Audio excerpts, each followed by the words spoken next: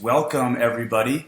This is Bill Pescosolido, and I am your host and your special guest trainer for today's Daily Dose of Awesome. The Daily Dose of Awesome is the daily dose of training and inspiration and just awesomeness provided by Elite Marketing Pro. Now, if you're not aware, Elite Marketing Pro is a fantastic online marketing system to help build your business online for your network marketing business, your home-based business, your direct sales business, whatever type of business you have. If you are struggling to generate leads or struggling to build it online, Elite Marketing Pro is a fantastic training platform and system to help you build that. So that's a little bit about Elite Marketing Pro. This is the Daily Dose of Awesome that is there for all members. And I am, as I mentioned, Bill Pescosolido, your special host today, special guest trainer today, filling in for Fernie Ceballos, who is on sabbatical, I think. I don't even know where he is, vacation, something.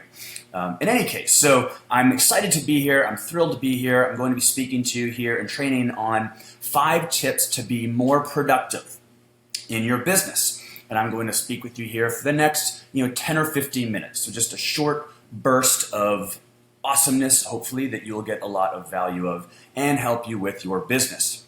Now, if you're anything like me, you sometimes tend to procrastinate, or you sometimes tend to feel overwhelmed with all these different things that you feel you need to do to get things done within your business. And perhaps you feel that you're not as productive as you wish you were, or you're just not getting as much stuff done as you think you have to do. And this is a very common thing. This is natural. And if you're feeling this way at all, if you have any feelings or thoughts, or you're thinking, yeah, that sounds like me, the good news is you're in large company, right? A lot of people struggle with this same thing. They struggle with a lack of productivity, a feeling of overwhelm, a feeling of a mounting to-do list that seems to never go away. And again, you're in good company. So I'm going to talk to you today about 5 tips to help you kind of squash these things and be more productive in your business. Now, recently I was actually reading an article from Business Insider. And in the article, they interviewed a professor from Georgetown named Cam Newport. And this guy is a professor. He is an author. He's speaking all the time. He's written several books.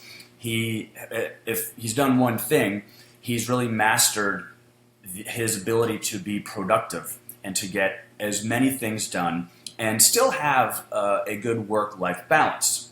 One of the things they talk about is being productive and getting a lot of things done shouldn't have to mean that you're working from 9 in the morning until 10 o'clock at night. In fact, if you look at the most successful people, the most successful entrepreneurs, business owners, CEOs, they're people who actually are very successful at getting a lot done in a relatively short amount of time. They're not necessarily having to take work then home with them and work until the wee hours, late at night, or if they're an entrepreneur working at home, they're not having to spend all day long and all night long working. They actually are able to condense things down and focus on what's really important and get those things done. So the 5 tips, I'm going to start with tip number 1, and that is eliminate to-do lists. Now, I know you're probably saying, what, a to-do list? Wouldn't that be your first recommendation I should start doing? Well, yes and no. To-do lists are a good start, but instead of creating a to-do list, instead, I want you to identify the tasks or projects that you need to get done, and don't just write out a to-do list, right? A to-do list kind of ends up looking like a grocery shopping list. You go to the grocery store, you're like, I need eggs, I need celery, I need flour, I need wheat, I need beer, I need potatoes, and it's just this long list of stuff you get at the grocery store. And that's what my to-do lists oftentimes would look like, that, just this long list of stuff. So instead of having just a to-do list, just this long laundry list of stuff to do, identify the tasks that you need to get done and schedule them into your calendar, right? Actually create a specific time and then a specific length of time that you're going to allocate to work on this specific task or project. Right? So this is a very different way of looking at things, and a very different way of handling and managing all the things you have to do. So you've really got to ditch that long to-do list, because again, that to-do list is weird. You just kind of check things off if and when you get them done. And oftentimes there might be the top 1 or 2 things on your to-do list that you accomplish, but there's still this long list, number 3 and 4 and 5 and 6 and 8 and 12 and 15 on the to-do list that never get done, that just get bumped onto the next day or some indefinite time in the future. And when you operate this way, that to-do list just continues to mount and mount and mount, and you're not really tackling that, right? Again, it becomes almost intimidating because you just see all these things on your to-do list. You're like, oh my God, I have so many things I have to do. And it becomes very intangible. It's just this list of stuff that has to get done at some point in the future. And that can be intimidating. That can actually set yourself up for failure. However, when you have a specific task or project or thing that you have to work on, and you have it scheduled in your calendar, then it takes on a whole different angle here. Then it's not this huge to-do list that you're overwhelmed and like, oh my gosh, when am I going to ever get this stuff done? Instead, you're now looking at your calendar and you're saying, okay, my calendar says it's now 5 p.m. and I now need to work on this. And it says I need to work on it from 5 until 6 or from 5 until 5:30. And that really reduces that overwhelm. It reduces that kind of, oh my God, there's this mounting stuff. Am I ever going to accomplish this feeling? And allows you to simply focus on what is right in front of you in your calendar. All right? So, and here's the thing, unless it's in your calendar, unless these things you have to get done are literally scheduled a certain time in your calendar, the to-do list is just wishful thinking. That's all it really is. It's just wishful thinking and more than likely setting yourself up for failure.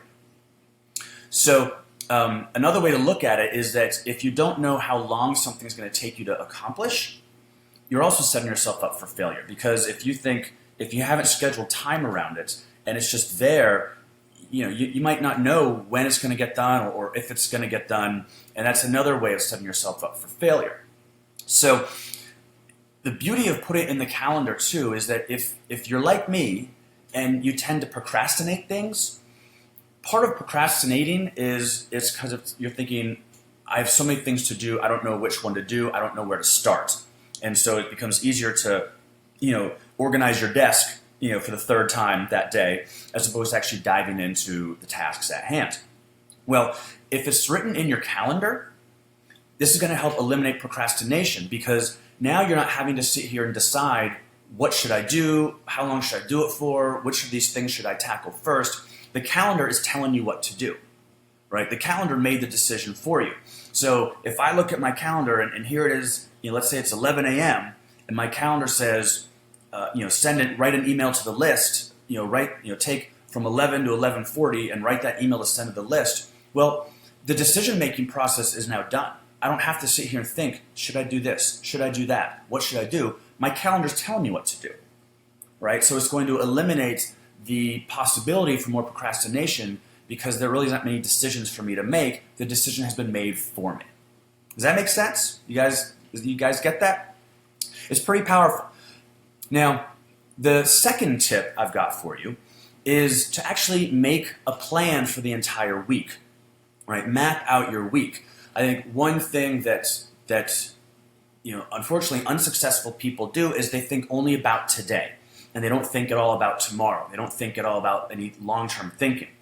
Successful people, productive people, have both a right here, right now, what do I have to do to accomplish this task mode, but they also have long-term thinking. They think out, they think forward. All right, so the best way to do that is to actually, for example, every Monday, take 30 minutes at whatever time on Monday and map out your week.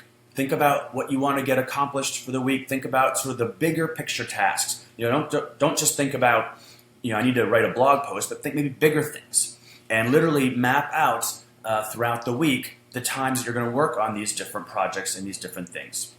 And again, if it's there written in your calendar, that's solving a lot of problems of lack of productivity. Because again, you're hopefully solving the procrastination. You're solving the indecision. You're solving the overwhelm of, I've got so many things to do. When am I going to get this all done? Well, no, because now you're just looking at what is in the calendar. What is my calendar telling me I have to do? And you got to be loyal to your calendar, right? Don't just, let your calendar actually become your boss. So when you set out, on that Monday, and when you map out that calendar for the week and you write in those specific things for those specific times, make that ironclad, and don't let other things come in and distract you.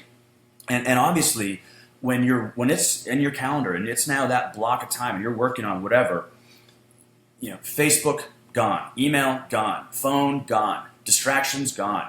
You literally need to hyper focus and put the horse blinders on and just only work on whatever that thing is.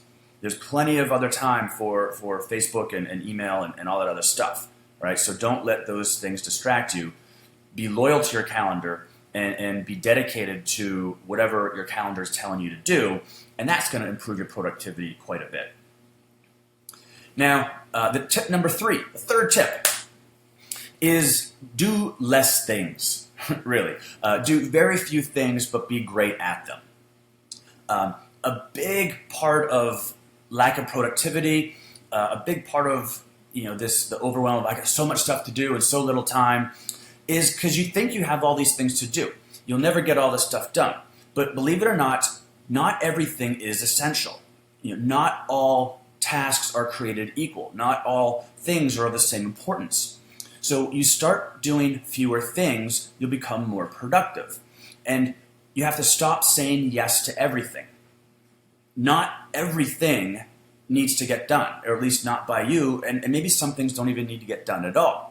So the best thing you can do to start improving your productivity and to find more time to get the essential things done is to start saying no to certain projects or tasks or items that just simply aren't essential. So ask yourself, what are the 3 most important things, like the 2 or 3 most essential things that need to get done for your business, and don't just prioritize those, make those the only things. And have them in your calendar. And then the other stuff can be eliminated. It could be outsourced. It could just be eliminated altogether. Maybe there's someone that could do it for you, or a VA or whatever.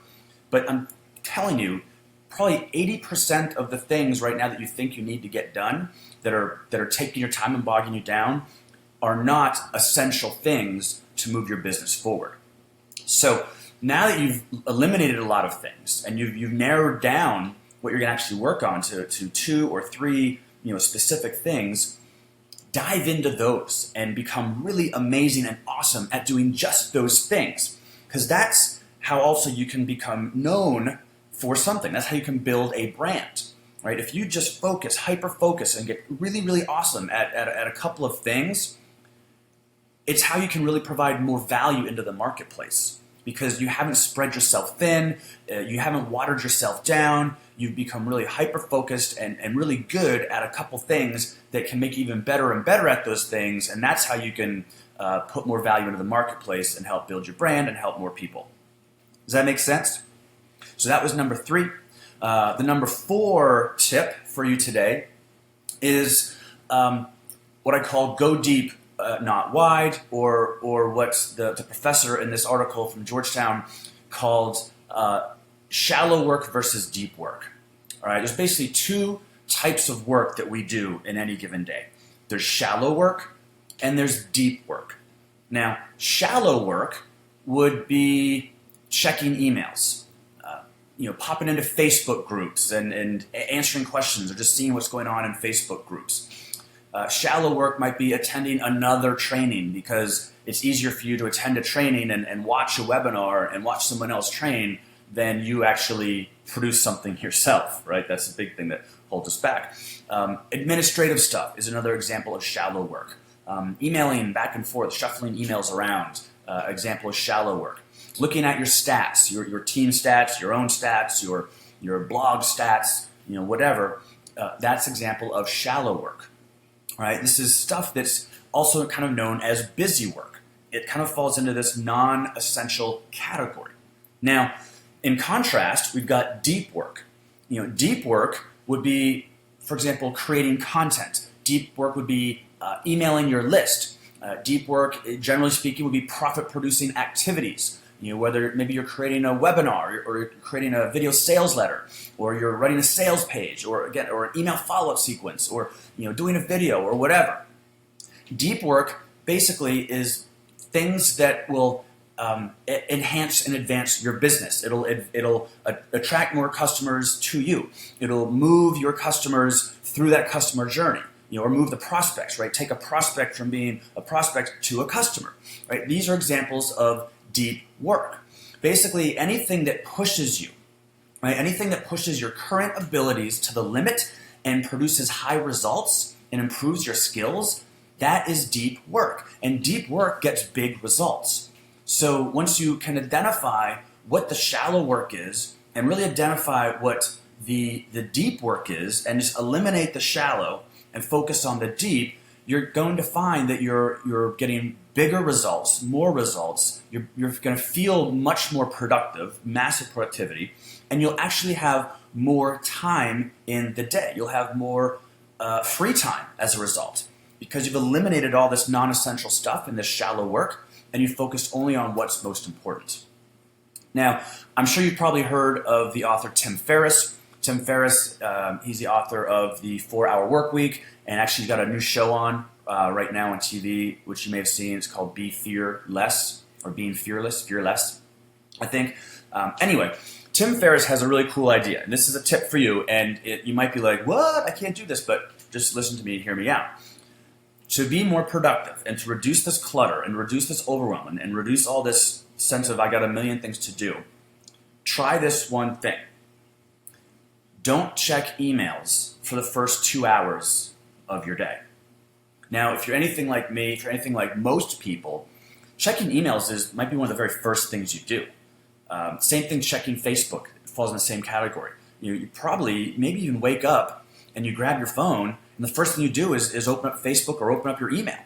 Before you've even gone to the bathroom or brushed your teeth, you're checking emails and checking Facebook. Because you're like, I've got to see what's happening, what's going on. But here's the deal. Stop doing that. Don't check email, don't check Facebook, don't check any of that stuff for the first 2 hours of your day. Now, this might sound impossible. You might think, wow, the world's going to stop if I don't do this. But I'm telling you, it's not.